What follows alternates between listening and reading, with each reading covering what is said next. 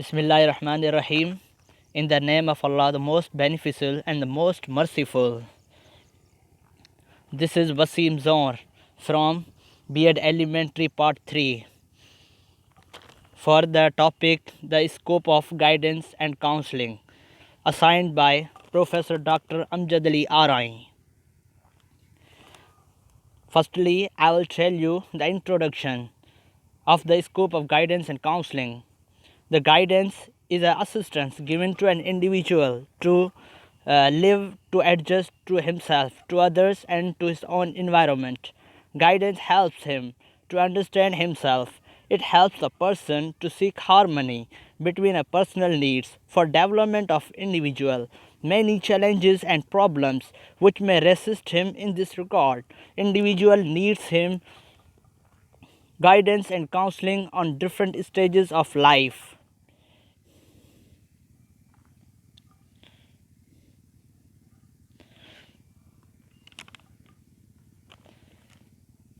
Guidance and counseling for personal needs. We see so many people struggling in the world. By the way, people have so many problems and issues.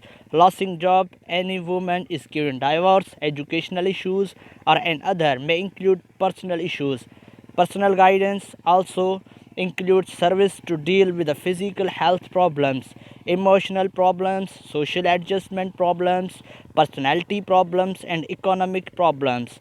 These so many issues are solved with the personal guidance. In a personal guidance, counselor helps a person to get back on their feet and make the counselor empowered and stronger than ever. The second one is a physical counseling. This counseling has so much scope related physical and health problems. Counselor is guided to develop his health.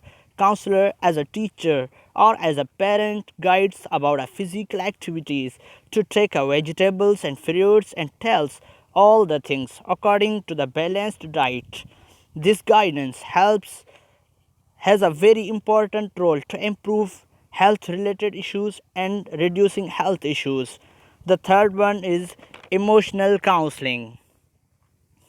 Human being passes through various stages of life such as infancy, childhood, adolescence, adulthood, and old age. You know, on each stage every individual has a different problems including emotional adjustment.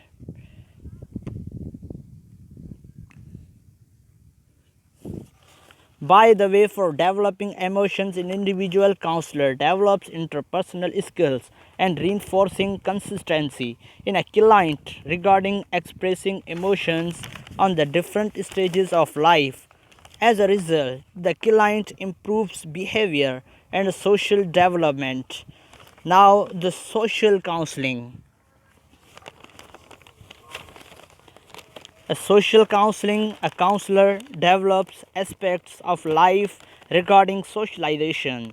Counselor develops behavior with the people of society, that how to behave with the youngers, how to behave with the elders. This social guidance depends on a socio-economic status of a counselee.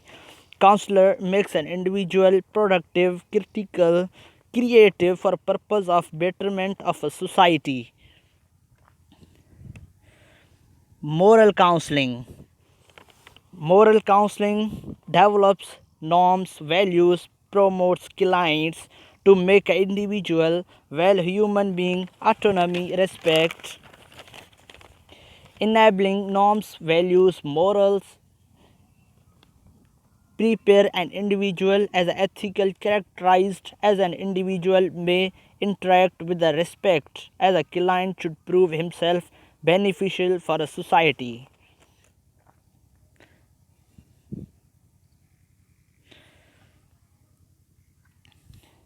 The guidance counseling for educational needs and problems. Counseling is a compulsory for educational needs and problems. These are some steps for educational counseling, which I tell you. The first one is identifying individual needs of education. for teachers as a counselor. He should fulfill educational needs which are aimed at identifying learning difficulties for pupils in a grade 1 to 3 of a primary school, competence deficits, language disorders, and secondly, the counseling should identify potential and interest of students as well as students' career choices during ongoing framework with them. And the second one, identifying physical and psychological abilities. Psychological counseling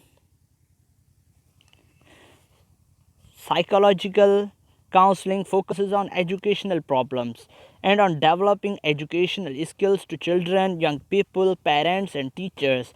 By resolving these issues, institutions should arrange seminars for guidance and counseling.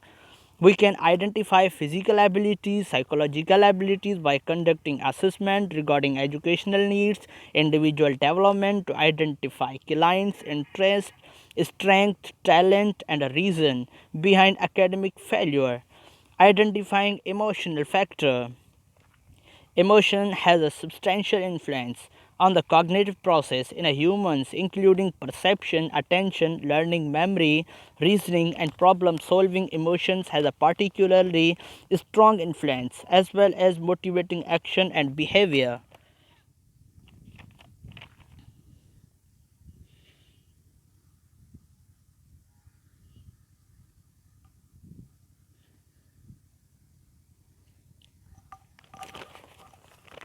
Occupational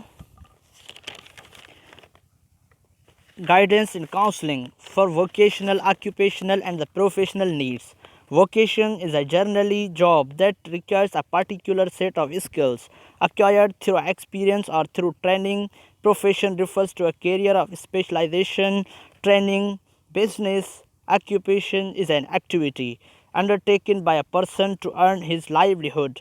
The step of counseling in this session is to firstly identify ability of individual, interest of individual, demand of profession in a society, then assist the individual to choose an occupation. Guidance and counseling for a holistic